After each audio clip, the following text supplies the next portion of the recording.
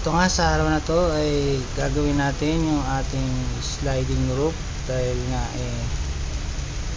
natanggal yung stopper sa taas. Kaya akit ko nga itong welding machine para i-welding natin yung natanggal.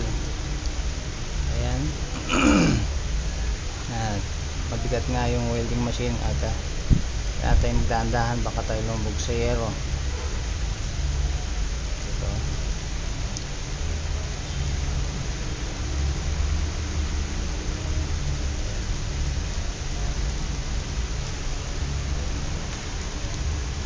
Ayan nga, nailapag na.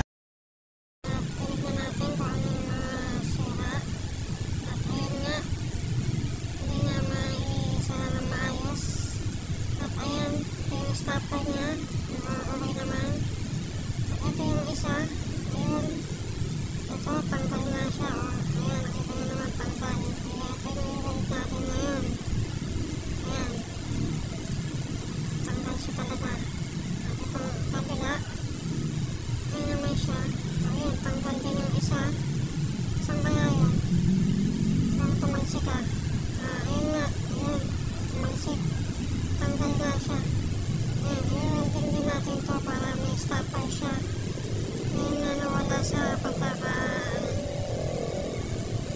ito, magmamaskara na tayo at ay mag-welding na nga para maayos na natin to at umpisa na natin ang ating pag-welding. Set up na at ready go.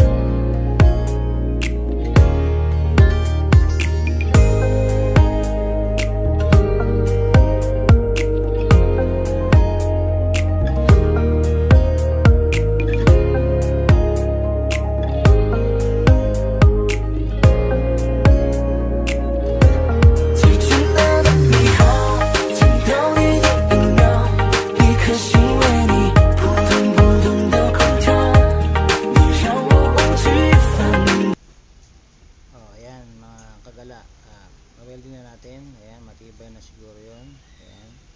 Ito yung isa, solid na yan, hindi na ito tatalsik. Matibay na yung pagkaka-welding yan. Ayan yung sliding roof natin at susubukan natin sa baba. At ito na nga, susubukan natin hilahin kung okay na siya.